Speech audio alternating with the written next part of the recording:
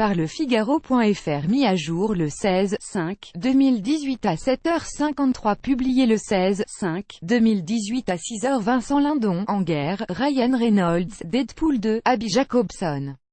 Manhattan Stories, Diafana Productions, 20th Century Fox France, Ashley Connor Vidéo, un nouveau drame social signé Lindon. Brisé, un super-héros qui se moque de tout, le quotidien d'inconnus ordinaires quelque part dans New York. Que faut-il aller voir au cinéma cette semaine?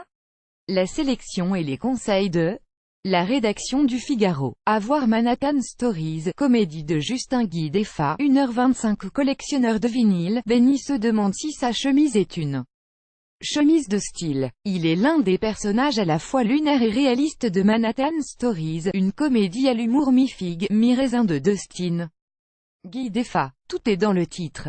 Le réalisateur dessine des tranches de vie de personnages ordinaires, familiers, qui s'interrogent sur leur quotidien. Certains se contentent de ce qu'il leur offre. D'autres, plus fragiles et dans le doute, s'interrogent sur leur raison d'être et leur avenir. Defa joue à être Dieu le temps d'un film choral, évoque avec finesse les thèmes qui le préoccupent, comme la solitude, l'amitié et l'amour. Il procède par petites touches.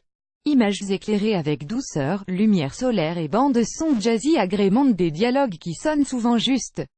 L'affaire Thomas Crown, Norman Jewison, 1h42. Le film de Norman Jewison est de retour sur grand écran en version restaurée.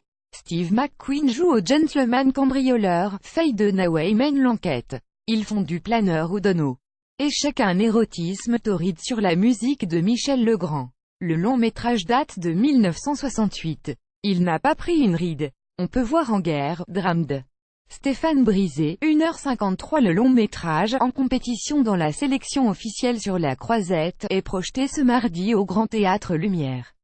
Le Festival de Cannes reprend le tandem gagnant de La Loi du marché, film de Stéphane Brisé qui a valu à Vincent Lindon le prix d'interprétation en 2015. Et Stéphane Brisé reprend la formule qui lui a réussi à Cannes. On ne change pas une équipe gagnante. Avec En guerre, le réalisateur s'intéresse de nouveau à un drame social. Cette fois-ci, il a voulu explorer les mécanismes économiques qui conduisent à des fermetures d'usines très conflictuelles.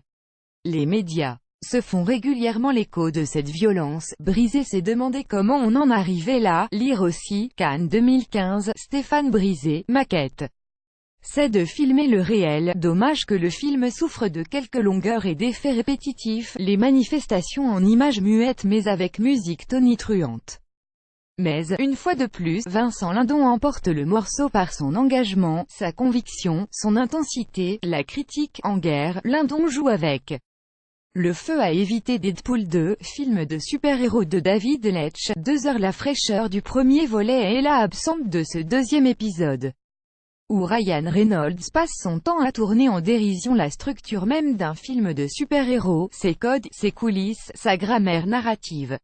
Reynolds s'amuse. Josh Brolin cabotine en super méchant venu du futur Cable, mais comme Deadpool ne peut pas mourir, les enjeux de l'intrigue s'amenuisent rapidement. Trop de références tuent la référence. Les petites blagues anecdotiques tournent rapidement à vide. De séquences d'action bien mises en scène assurent le spectacle. Mais le vrai problème demeure, comment s'intéresser à un film qui ne croit même pas en lui-même?